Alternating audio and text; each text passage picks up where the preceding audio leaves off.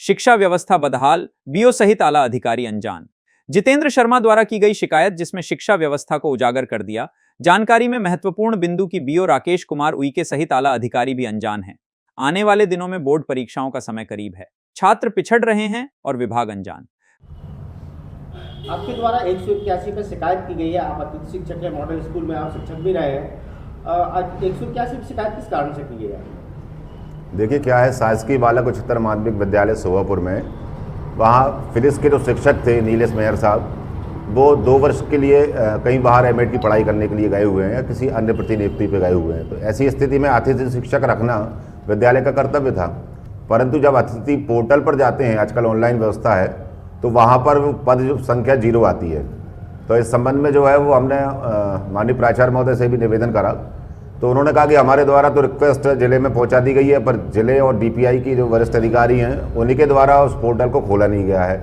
अब जब portal open नहीं होगा तो वहाँ कोई अतिथि शिक्षक होगा नहीं। अब चूंकि ब्लॉक की जो मेरिट लिस्ट है अतिथि शिक्षक की, उसमें मेरा नंबर आता है नंबर 1 पर, तो अगर वो अतिथि शिक्षक पोर्टल अतिशीघ्र खुल जाता तो हम बच्चों को अधिक से अधिक संख्या में पढ़ाते, ज्ञान देते और उनका जो 12वीं का जो रिजल्ट है उसके लिए भी हम जवाबदार होते। परंतु अब यह स्थिति है कि अगले महीने 12वीं की सरकार की बोर्ड परीक्षाएं संचालित होने जा रही हैं 7 फरवरी से। तो अब ऐसी परिस्थिति में उनके परिणाम के लिए कौन जिम्मेदार होगा? और जो आला अधिकारी हैं, आला अधिकारियों का तो ये कहना है कि भाई आपका जो है वो इस प्रकार की शिकायत से कोई संबंध नहीं है, तो आप जो है वो शिकायत उठा लीजिए। परंतु मेरा वो उन्हीं अधिकारियों से ये पूछना है कि क्या बीओ साहब हों या डीओ साहब हों, क्या इन लोगों ने इस बात की जानकारी उठाई कि कैसे ऐसे कितने विद्यालय हैं जिनमें अतिथि शिक्षक नहीं हैं, और नहीं हैं तो जिला स्तर या डीपीआई या विद्यालय स्तर से इन्होंने क्या व्यवस्था करी है? देखिए सब यहाँ तो शुद्ध लीपापोती का काम मुझे समझ में आता है। शिक्षा जैसे महत्वपूर्ण संवेदनशील विषय पर अंधा बाटे रेवड़ी और चीन चीन कर दे की स्थिति यहाँ पर देखने को मिली है। अब चूंकि मेरी मांग जायज़ है और मैं सिर्फ मेरे व्यक्तिगत हित से 181 नहीं करी है। अब वो 12वीं के जो बच्चे हैं, निश्चित तौर पर कोई बच्चा डॉक्टर की पढ़ाई करता है, एमबीबीएस की पढ़ाई करता है, अपने परिवार के सपनों को पूरा करता है, परंतु सिस्टम की गलती के कारण, सिस्टम की जो गलती है उसका खामियाजा उस बच्चों को भुगतना पड़ेगा। तो कहीं ना कहीं मानवीय संवेदना हो या कि पालक की दृष्टि से देखा जाए या क्षेत्र के एक प्रतिनिधि की दृष्टि से देखा जाए तो ये चिंतनीय है और दुखद है।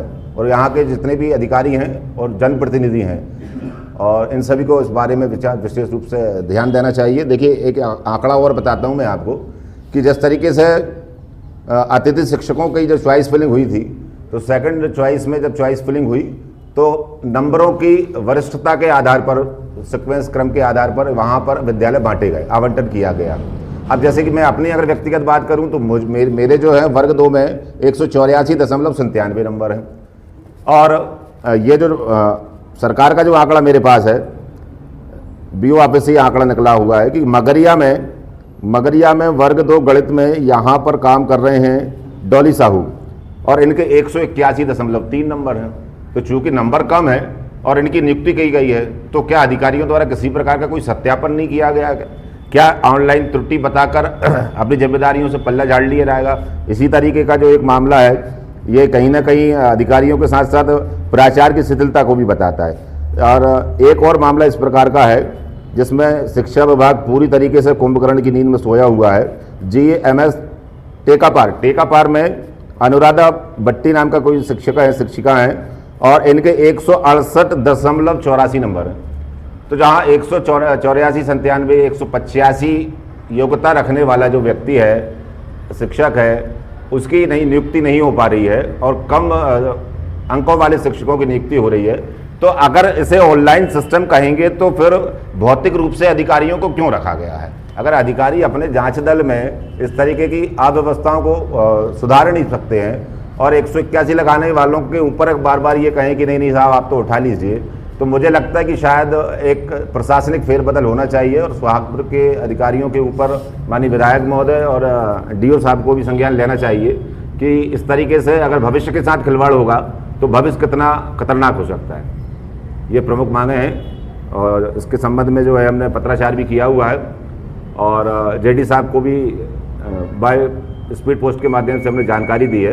और हम चाहते हैं आपके चैनल के माध्यम से हम ये चाहते हैं कि शिक्षा और स्वास्थ्य में इस प्रकार की लापरवाही जो है वो कहीं गंभीर परिणाम दे सकती है। निश्चित तौर पर बच्चों के साथ में पूरी ईमानदारी से पेश आना चाहिए, और अब चूंकि आज तक मामला गया है तो मैं उम्मीद भी करता हूं कि ये मामला जो है वो कहीं ना कहीं निर्णायक रूप में निकल कर आएगा। खबर भारतवर्ष के लिए सोहागपुर नर्मदापुरम से रुपेश कुमार की रिपोर्ट। अपने शहर, अपने प्रदेश की ताजा खबरों के लिए लाइक करें, शेयर करें, सब्सक्राइब करें और हाँ, बेल आइकन दबाना ना भूलें, क्योंकि खबर हमारी, फैसला जनतंत्र का।